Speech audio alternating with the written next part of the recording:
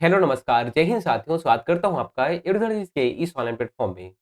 दोस्तों हम सबसे पहले पुलवामा अटैक में जितने भी हमारे जाँबाज़ शहीद हुए थे, जिन्होंने हमारे लिए अपने प्राणों की बलि दी थी, वो जाँबाज़ शहीदों को हम पहले श्रद्धांजलि देंगे।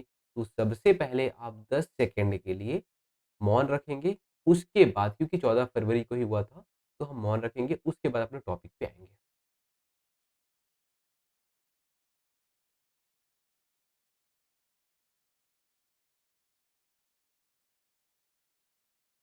चलिए।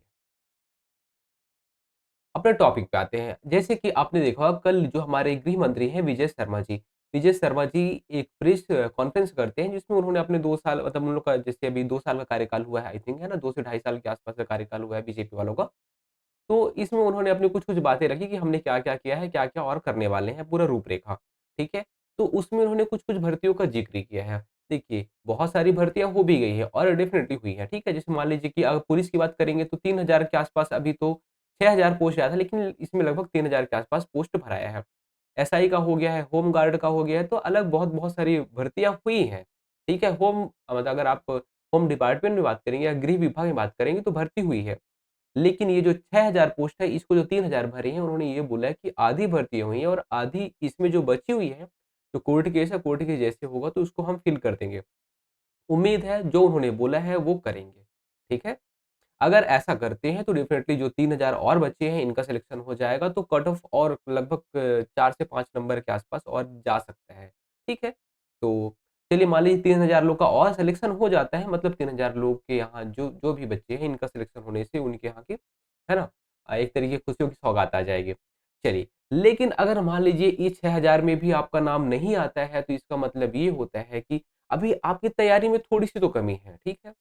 जो थोड़ी-सी कमी है, इस कमी को आपको सुधारना चाहिए क्योंकि अगर आप कमी को नहीं सुधारेंगे, कॉम्पिटिशन है, तो कहीं न कहीं आप पीछे हो जाएँगे। तो कमी को सुधारने के लिए आपको अभी से मेहनत करना पड़ेगा। देखिए, उन्होंने कुछ भर्तियों का ज़िक्र किया है, जैसे बस्तर फाइटर के लिए बोला है कि लगभग 2500 पोस्ट के आस-पास आएँगे। तो बस्तर फाइटर में केवल और केवल जो बस्तर संभाग के लोग हैं, कौन? जो बस्तर संभाग के लोग हैं, वही लोग वहाँ पे जा पाएँगे।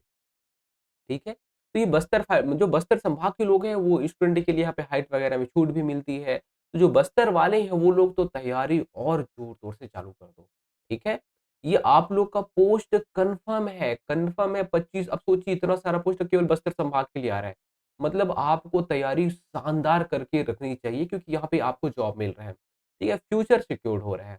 आप अपने क्षेत्र में रहोगे, अपने संभाग में रहोगे, अपने घर के आस-पास रहोगे और सुकून से रहोगे, ठीक है? तो ये आपका 2500 पोस्ट, ठीक है? इसके अलावा सीएएफ का 1000 पोस्ट, ठीक है? इसमें पूरे छत्तीसगढ़ वाले आ सकते हैं। तो सीएएफ के लिए देखिए 1000 पोस्ट, जेल प्रहरी के लिए 100 पोस्ट के आसपास और एसआईएसएफ के लिए उन्होंने 500 पोस्ट बताया। इसके अलावा आप इस बात को अभी से लिख के ले लो कि जिला बल में भी भर्ती आएगी।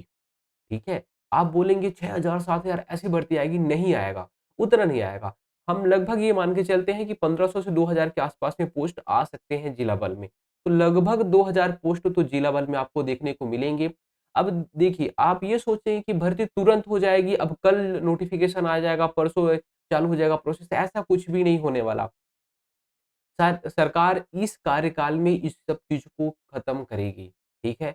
तो अगर आप खुद ही सोचिए कि कल को मान लीजिए ऐसा कुछ होता भी है तो आपकी तैयारी किस लेवल की है? नहीं है, तो बोलेंगे बिल्कुल नहीं है। आपको खुद तैयारी करने में बहुत टाइम लगेगा, ठीक है? तो आप अगर देखिए एक-एक करके सारी भर्तियाँ होंगी, एक साथ नहीं होंगी, एक-एक करके तो आपको मौका मिलते रहेगा। जैसे आपने देखा फॉरेस्ट का आया, उसके बाद होमगार्ड का, उसका सीजी पुलिस का, वैसे ही आप इसमें भी देखेंगे एक-एक करके आपको बहुत सारे मौके मिलेंगे। लेकिन हाँ, सिलेक्शन किसका हुआ था? जो कंटिन्यू लगा रह गया। आपने देखा जिसका होमगार्ड में हुआ था, उसी का ही सीजी पुलिस में हुआ और आप देखेंगे उसमें बहुत लोग का नाम फॉरेस्ट में भी नाम आया है।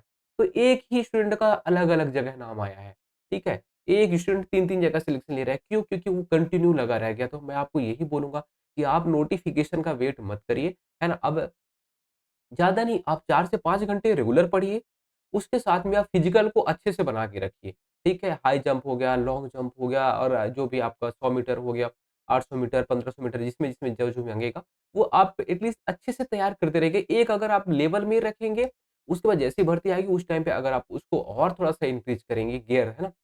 तो सीधी-सी बात है कि आपका बहुत अच्छा नंबर आएगा और आप एकदम आराम से सिलेक्शन ले लेंगे। तो इस जो वीडियो को लाने का पर्पस ये था कि आप लोग तैयारी को छोड़िए मत, इतनी सारी भर्ती आपके पास में है। आप देखेंगे 2-2, 4, 1, 5 और इसके अलावा और अभी जो कंटिन्यू चल ही रहा है, ठीक है? और आप देखेंगे होम गार्ड में भी भर्ती आएगी क्योंकि बहुत सारे लोग इधर-उधर छोड़े हैं तो उसमें भी पोस्ट आएगा, ठीक है? तो ये आपके पास में कुछ-कुछ पोस्ट हैं। अब अगर आप छोड़ेंगे नहीं, ठीक है? कंटिन्यू लगे रहेंगे तो डेफ़िनिटली आपको पोस्ट मिल जाएगा। ठीक है? और अगर आप मान लीजिए वेट करेंगे नोटिफ़िकेशन का फिर और आगे कुछ करेंगे, तो फिर बहुत दिक्कत हो जाएगा। तो ज़्यादा नहीं आपको 4 से 5 घंटे आपको वो रिटन तैयार करना है। 2 घंटे अगर आप 1 से 2 घंटे के आस-पास में अगर आप फिज़िकल को टाइम देते हैं, इतना आप करते हैं, बाकी आप जो भी आप अपना मान लीजिए काम कहीं कहीं काम कर रहे होंगे तो काम करते रहिए, कोई दिक्कत नहीं है। काम के बीच में इतना आप टाइम निकाल सकते हैं, ठीक है? तो टाइम निकालने की कोशिश करिए। धन्यवाद।